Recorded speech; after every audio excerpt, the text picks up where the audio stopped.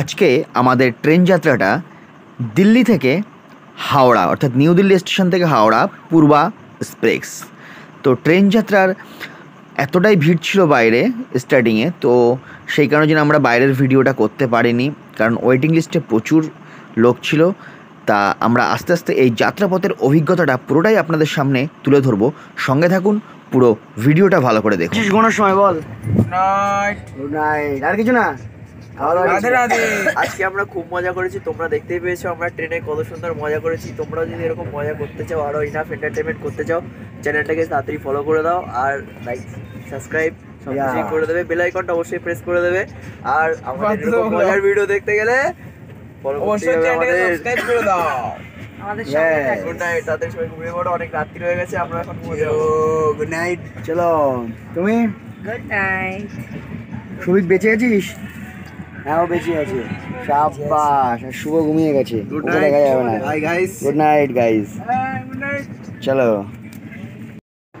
পূর্ব এক্সপ্রেসের টয়লেটে এরকম একটা বেসিং থাকে, কাঁচ থাকে, এদিকে জানালা, হ্যান্ড পুশ মানে বাথরুমের জল বেরোনোর জন্য এই যে সবুজ বাটনটা পুশ করলেই হবে।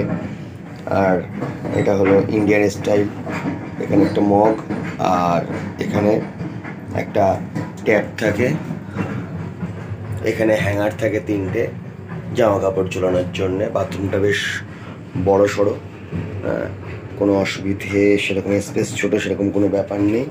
আর নিচে আছে ডাস্টবিন। এই হলো টোটাল মোটামুটি পূর্ব এক্সপ্রেসের মধ্যে বাথরুমের অবস্থা। আমরা মুঘল সরাই অর্থাৎ দীনদয়াল উপাধ্যায় স্টেশনে নেমেছি। আমাদের ট্রেন হলো পূর্ব এক্সপ্রেস, এই যে পাশেই। জলের বোতল নিতে, কারণ পূর্ব এক্সপ্রেসের মধ্যে রেল নির 20 টাকা করে বিক্রি হচ্ছে, যেটার দাম ভারতীয় রেলের মাত্র 15 টাকা। তার জন্য নামলাম, নেবে আমরা এখান থেকে জল কিনলাম 15 টাকা করে। স্টেশনের পাশেই মানে স্টেশনের মধ্যেই প্রচুর দোকান আছে, সেখান থেকে আপনি সঠিক দামে পেয়ে যাবেন। ট্রেনটা প্রচুর ভিড়, ওয়েটিং লিস্ট প্রচুর আছে, একটু অসুবিধা হচ্ছে তার জন্যে। এই ওয়েটিং লিস্টে একটু কমালে বা না থাকলে ভালো হয় সবারই, কারণ যে অসুবিধাটা মানুষের হয়, টাকা তো সেম যায় কিন্তু মানুষ প্রচুর কষ্ট করে যায় এই ওয়েটিং লিস্টের জন্য। এখন কি করবে, যেতে তো হবেই। চলুন, আমাদের ক্যান্ডি দেখাচ্ছে ডবল আন্ডা কারি ভাত। ও পেট ভরবে না ওর, কারণ ওটা বেশি খায়। বহুত বড়িয়া। ছবিকেও ডিম রেখে দিয়েছে। এই ব্যাস। শুভ, কেমন লাগছে? দারুন দারুন। তরকারিটা ভালো হলে। আর এই যে অর্ণব, ব্যাস তুই দাও খাচ্ছে এদিকে। শাবাশ। আর এদিকে মিসেস বসে রয়েছে, ওরা এখনো খিদে পায়নি, অল্পতেই খাচ্ছে, কিছু করার নেই, কারণ খাবারটা এখন একদম গরমা গরম সার্ভ করেছে, সেটাই আমরা খাচ্ছি। ডবল ডিম।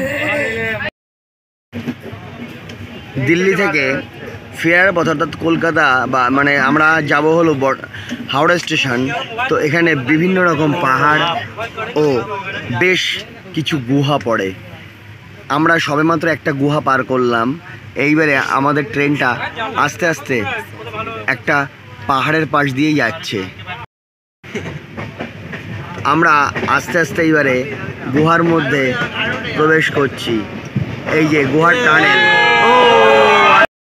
ট্রেনটা কিন্তু খুব পরিষ্কার পরিচ্ছন্ন ছিল, আর বাথরুমের কোয়ালিটিও খুব পরিষ্কার পরিচ্ছন্ন ছিল। যাত্রাপথে আমাদের বাথরুম কিন্তু সেভাবে কখনোই নোংরা হয়নি। আর ট্রেনের গতিবেগ খুবই ভালো, টাইমে পৌঁছে দিয়েছিল। নিঃসন্দেহে এটা কিন্তু একটু ভালো ট্রেন, শুধু ওয়েটিং লিস্টটাই একটু জাস্ট, আর কিছু নয়।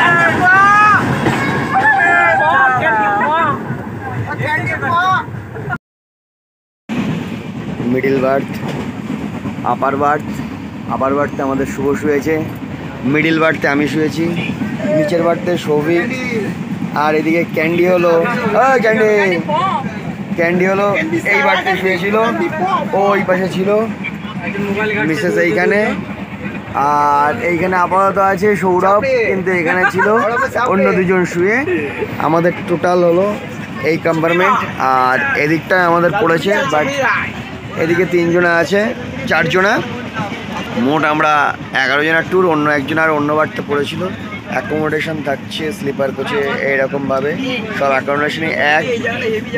কিন্তু পূর্ব এক্সপ্রেসে একটা ঝামেলা, প্রচুর ভিড় হয়। এখনও কিন্তু ভিড় কমেনি, ধানবাদ পেরিয়ে গেছে, তবুও কিন্তু ভিড় কমেনি, ওয়েটিং লিস্ট প্রচুর আছে। এটাই সবচেয়ে খারাপ লাগলো। আদারওয়াইজ ভেতরের accommodation, fan, light, window system সব কিছু খুবই বেটার। সিটগুলো কোয়ালিটি খুবই ভালো, কোনো কিছু, বাথরুমের কোয়ালিটি অনেক অনেক বেটার। নাইট ল্যাম্পের সিস্টেমও অনেক বেটার, হালকা সবুজ, খুব মৃদু আলো। আর সাইড আপার এখানে হলো সাইড লোপার। আর হ্যাঁ, এই যে আমাদের কাছের দাদা, এই দাদা আমাদের হাবড়ায় বাড়ি। হ্যাঁ, এই দাদার সঙ্গেও মোটামুটিভাবে দেখা হয়েছে রাস্তায় দিল্লি থেকে, তারপরে পরিচয়। আন্টি এখানে হলো বাড়ি আমাদের পরের স্টেশনেই। ওই যে আমাদের সৌভিক, ও শুধু লাইলা মজনু পার্ট 2 ফোন নিয়ে দৌড়াদৌড়ি সারাদিন, ঠিক আছে, ও খুব কষ্টে আছে। ক্যান্ডি মুখ কালো করে দিক দিয়ে আসছে, মনে হয় ওর সাথে কোনো ঝামেলা হয়েছে। ঠিক আছে, যাক, এখন বেশ আনন্দে সবাই আমরা মোটামুটি ভাবে যাচ্ছি এইভাবে।